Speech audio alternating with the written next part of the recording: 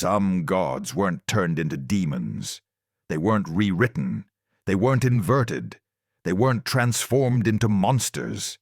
They simply disappeared. Not because they were weak, but because they were incompatible. Across ancient belief systems, certain gods couldn't be reframed into moral lessons or threats. They didn't fit neatly into good and evil. They couldn't be weaponized through fear. So instead of being rewritten, they were removed. Their stories were broken apart. Their names faded into folklore. Their roles were replaced with saints, symbols, or silence. And over time, the absence became invisible. This video isn't about the gods that survived by becoming demons.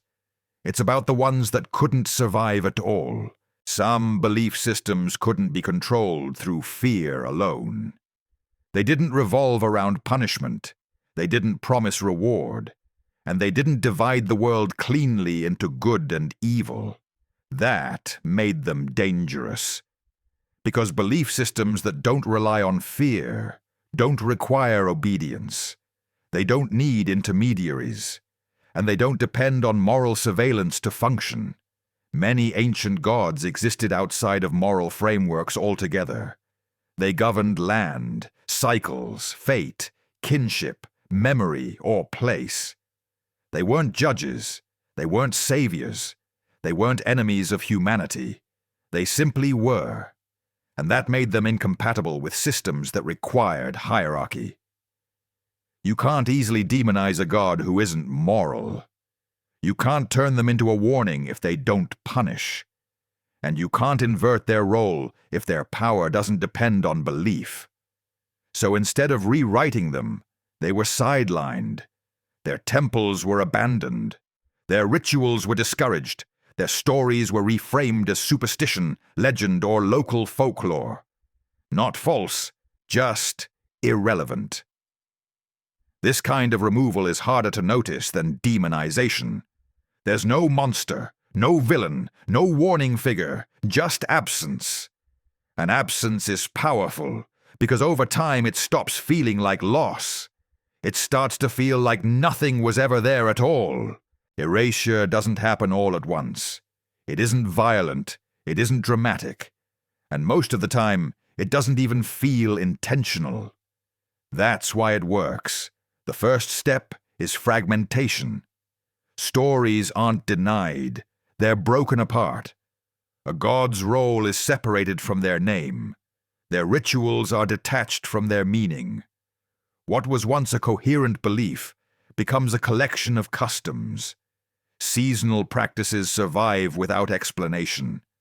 Place names remain after their origins are forgotten. Symbols persist, but no longer point to anything living. Next comes replacement. Where a god once governed land, a saint takes their place. Where a deity protected a community, a moral figure steps in. The function remains, but the source of power changes. People still gather, they still pray, they still mark time. But the belief has been rerouted. Over time, this replacement becomes normalized. The old god isn't attacked or condemned. They're simply no longer necessary. And once belief becomes unnecessary, memory fades on its own. Then comes reinterpretation. What remains of the old god is reframed as folklore. Stories are retold as legends. Rituals become traditions with no spiritual weight. Not wrong, not dangerous, just quaint. At this stage, belief hasn't been destroyed. It's been neutralized. And finally, there's silence. No warnings, no prohibitions, no demonization. Just the quiet absence of a once central presence. This is the most effective form of suppression. Because nothing feels taken. There's no resistance to fight against. And no belief left to defend. When a god disappears, something always takes their place. Belief doesn't leave a vacuum. It reorganizes. In many regions, the roles once held by ancient gods didn't vanish.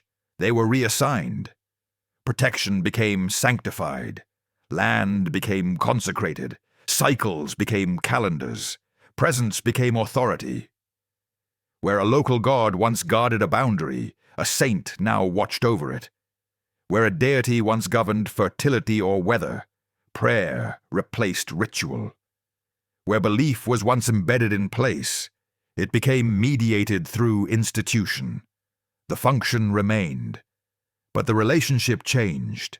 People no longer interacted with divine power directly. They accessed it through permission, through doctrine, through approved intermediaries. This shift didn't feel like loss. It felt like order. Belief became standardized. Practices became uniform.